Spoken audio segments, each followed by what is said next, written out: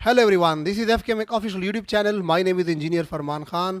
आज के इस इम्पोर्टेंट वीडियो में मैंने आप लोगों को इन्वर्टर एयर कंडीशनर के बारे में बताना है। और इन्वर्टर एयर कंडीशनर में जो कंप्रेसर होता है वेरिएबल स्पीड वाला, इसका जो बॉडी टेम्परेचर है, डिस्चार्ज लाइन का टेम्परेचर है, वो कितना होना चाहिए। और इस इन्वर्टर एयर कंडीशनर के अंदर जो रूम टेम्परेचर सेंसर होता है, इसका कंप्रेसर के स्पीड के साथ क्या ताल्लुक होता है, कंप्रेसर के आरपीएम के साथ इसका क्या ताल्लुक होता है, और जो रूम टेम्परेचर का सेंसर है ये कितने इंपॉर्टेंस का हामिल होता है। सो ये सारा सब कुछ आज की इस वीडियो में हम जानने की कोशिश करेंगे। अगर वीडियो पसंद आती है तो प्लीज़ वीडियो को लाइक ज़रूर करना है, शेयर करना है अपने दोस्तों के साथ। अगर चैनल पर नए है तो प्लीज़ चैनल को सब्सक्राइब करना ना भूलिएगा। So let's get to start this video. तो इस वक्त अब इंडोर का कॉयल और पाइप दोनों वैक्यूम हो चुके हैं। सो अभी हमने आउटडोर के अंदर जो स्टोर रेफ्रिजरेंट है उसको पूरे यूनिट के अंदर सर्कुलेट करना है।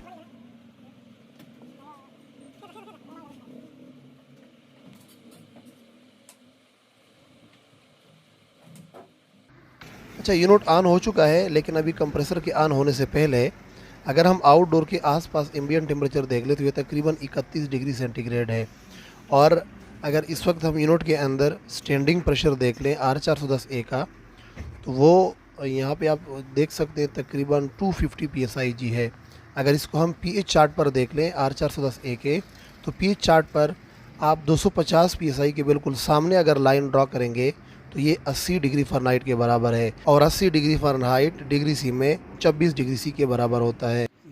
तो अभी थोड़ी ही देर में कंप्रेसर ने ऑन होना है और फिर मैं आप लोगों को कंप्रेसर का डिस्चार्ज टेम्परेचर बताऊंगा और डिस्चार्ज टेम्परेचर का कितना लिमिट होता है, ताकि उसके बाद फिर सेंसर से ये ऑफ हो, वो भी मैं आप लोगों को बताने की कोशिश करूँगा। अच्छा, इस वक्त अब कंप्रेसर ऑन हो चुका है। और अगर हम थोड़ा सा एक नज़र थर्मामीटर की तरफ देखें तो थर्मामीटर पर आप देख सकेंगे कि इस वक्त डिस्चार्ज लाइन का टेम्परेचर जो कि आहिस्ता आहिस्ता बढ़ रहा है 40 डिग्री सेल्सियस तक जा चुका है। चूँकि यूनिट अभी अभी ऑन हुआ है तो अभी आहिस्ता आहिस्ता टेम्परेचर जो है डिस्चार्ज का वो बढ़ रहा है। ये चूँकि डीसी इन्वर्टर कंप्रेसर है तो डीसी इन्वर्टर कंप्रेसर का जो आरपीएम है वो आहिस्ता आहिस्ता बढ़ाते हुए डिस्चार्ज लाइन का टेम्परेचर भी बढ़ रहा है।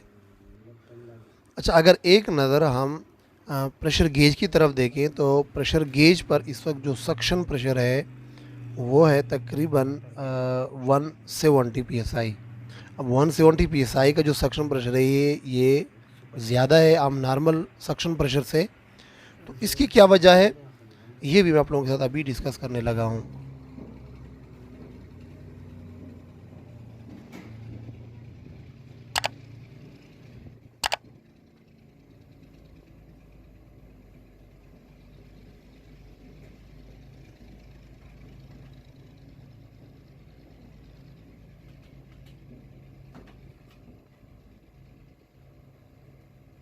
तो अब इस वक्त देखना ये है कि डिस्चार्ज टेम्परेचर मज़ीद कितने तक जाएगा। अभी तकरीबन 58 या 59 के डिग्री सी के आसपास है। अच्छा, इसमें एक चीज़ मैंने अभी नोट रखी हुई है कि इस यूनिट के अंदर जो कंप्रेसर है वो अभी फुल आरपीएम के साथ नहीं चल रहा, ना ही फैन मोटर इस वक्त फुल आरपीएम के साथ चल रहा है। इसकी क्या वजह है ये भी आज आप लोगों को मैं थोड़ी देर के बाद ही बताऊँगा। तो अगर मेरे पास टेकोमीटर होता तो मैं आपको फ़ैन के आरपीएम और डायरेक्टली बताता, बट अनफॉर्चुनेटली मेरे पास इस वक्त टेकोमीटर नहीं है। तो लिहाजा बहरहाल जो वजह है उस वजह के बारे में हम ज़रूर बात करेंगे। सो इस वक्त तकरीबन ये जो टेम्परेचर है अभी इस वक्त मैक्सिमम टेम्परेचर है जो कि डिस्चार्ज लाइन पर इस वक्त है, यानी 60 डिग्री सेल्सियस। इसको होना चाहिए था तकरीबन 65 से 66 डिग्री सेल्सियस तक, बट थोड़ा सा कम है। इसकी क्या वजह है ये भी देखते हैं। इस वक्त अगर आप सक्शन प्रेशर देखेंगे तो सक्शन प्रेशर इस वक्त आलमोस्ट 160 या 162 psi के आसपास है। और ये भी तकरीबन थोड़ा सा कम होना चाहिए था, कम नहीं हो रहा है। इसकी क्या वजह है? अच्छा, इस वक्त जो सेंसर है इस सेंसर के अंदर थोड़ा सा प्रॉब्लम है और इस सेंसर की वजह से ही कंप्रेसर सही तरह से स्पीड नहीं पकड़ रहा, ना ही जो फैन मोटर है उसके स्पीड में इजाफा हो रहा है, जिसकी वजह से यूनिट के अंदर जो सक्शन प्रेशर है ना तो वो सही तरह से डाउन हो रहा है और ना ही जो डिस्चार्ज टेम्परेचर है वो तकरीबन 65 या 66 डिग्री सेल्सियस तक बढ़ रहा है। तो इस वक्त जो मुझे शक हो रहा है वो रूम टेम्परेचर सेंसर पे ही हो रहा है कि उसकी वैल्यू जो है वो शायद आउट हो चुकी है, तो इस वजह से वो इस जगह के टेम्परेचर को सही तरह से सेंस नहीं कर पा रहा, और जिसकी वजह से ये कंप्रेसर और जो आउटडोर फैन मोटर है उनके आरपीएम को नहीं बढ़ा रहे हैं। अब हम थोड़ा सा एक नज़र देखते हैं जो रूम टेम्परेचर सेंसर है कि इसकी वैल्यू क्या है। इसकी वैल्यू तकरीबन 10 के ओहम या इससे नीचे होना चाहिए। अगर आप यहाँ पे देखेंगे तो रूम टेम्परेचर सेंसर की वैल्यू इस वक्त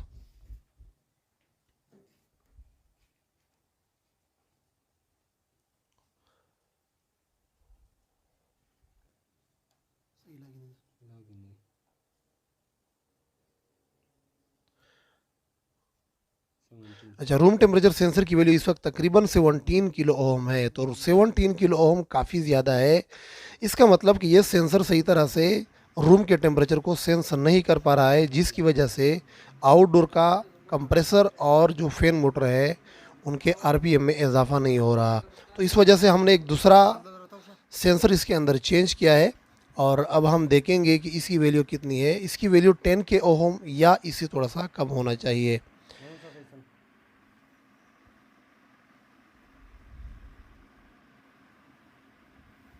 अभी सेंसर की वैल्यू तकरीबन 7.5 किलो ओम है।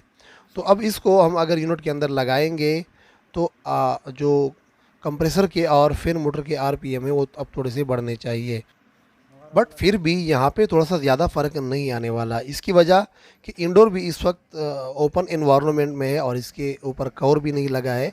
अगर आप देखें तो यूनिट के ऊपर जो मैक्सिमम इनपुट करंट है वो 7 एम्पियर है, जबकि इस वक्त यूनिट जो ले रहा है वो तकरीबन 7.77 ले रहा है। इसका मतलब थोड़ा सा ये करंट ज़्यादा ले रहा है। क्यों? क्योंकि इंडोर ओपन एरिया में है और आउटडोर भी इस वक्त इसका कवर वगैरह खुला हुआ है। अच्छा, डीसी इन्वर्टर का कंप्रेसर चूँकि वेरिएबल स्पीड होता है, तो इस वजह से इसके बॉडी का टेम्परेचर, इंटरनल टेम्परेचर और डिस्चार्ज लाइन का टेम्परेचर भी वेरी होता है, यानी तब्दील होता रहता है। इसके बॉडी के अंदर का टेम्परेचर नॉर्मली 75 डिग्री सेल्सियस से 95 डिग्री सेल्सियस तक होता है, जबकि इसका बॉडी का टेम्परेचर जब ये नॉर्मल चलता है तो 60 डिग्री सेल्सियस से 70 डिग्री सेल्सियस तक होता है। और इसका जो डिस्चार्ज लाइन पर टेम्परेचर है ये 65 डिग्री सेल्सियस से 70 डिग्री सेल्सियस तक होता है। चूँकि इसके डिस्चार्ज लाइन पर एक सेफ्टी के लिए प्रोटेक्शन सेंसर लगा होता है, तो इस वजह से इनके 3 कंडीशंस हो सकते हैं। नॉर्मल कंडीशन में इसका टेम्परेचर 65 डिग्री सेल्सियस से 70 डिग्री सेल्सियस, जबकि जब ये नॉर्मल होता है तो ये 71 डिग्री सेल्सियस से 80 डिग्री सेल्सियस, और अगर ये 80 डिग्री सेल्सियस से एबाव चला जाए तो उस वक्त सेंसर ने कंप्रेसर को बंद करना होता है। और ये इसलिए क्योंकि अगर डिस्चार्ज टेम्परेचर 80 डिग्री सेंटीग्रेड को एबाव चला जाए तो ये कंप्रेसर के हेल्थ के लिए डेंजरस साबित हो सकता है। याद रख लें, ये जो वैल्यूज़ मैं दे रहा हूँ ये मुख्तलिफ़ कंडीशन में थोड़े बहुत चेंज ज़रूर हो सकते हैं। अभी आप लोगों को बताता चलूँ कि जो रूम टेम्परेचर सेंसर होता है उसका कंप्रेसर के आरपीएम के साथ क्या ताल्लुक़ होता है। अगर रूम टेम्परेचर सेंसर का जो रेजिस्टेंस वैल्यू है वो नॉर्मल हो, यानी 10 किलो ओहम हो या इससे नीचे हो, तो उस सूरत में ये कंप्रेसर को फुल आरपीएम पे चला सकता है। लेकिन अगर ये रूम टेम्परेचर सेंसर की वैल्यू 10 किलो ओहम क्रॉस कर जाए तो उस सूरत में ये रूम टेम्परेचर को सही तरह से सेंस नहीं कर पाता, जिसकी वजह से कंप्रेसर भी फुल आरपीएम पे नहीं चल सकता। सो ये थी आज की वीडियो। अगर वीडियो पसंद आई हो तो प्लीज़ वीडियो को लाइक कर दें, शेयर करें अपने दोस्तों के साथ। अगर चैनल पर नए तो प्लीज़ चैनल को सब्सक्राइब करना ना भूलिएगा। अनटिल टू नेक्स्ट वीडियो, मुझे दीजिएगा इजाज़त। अल्लाह हाफिज़।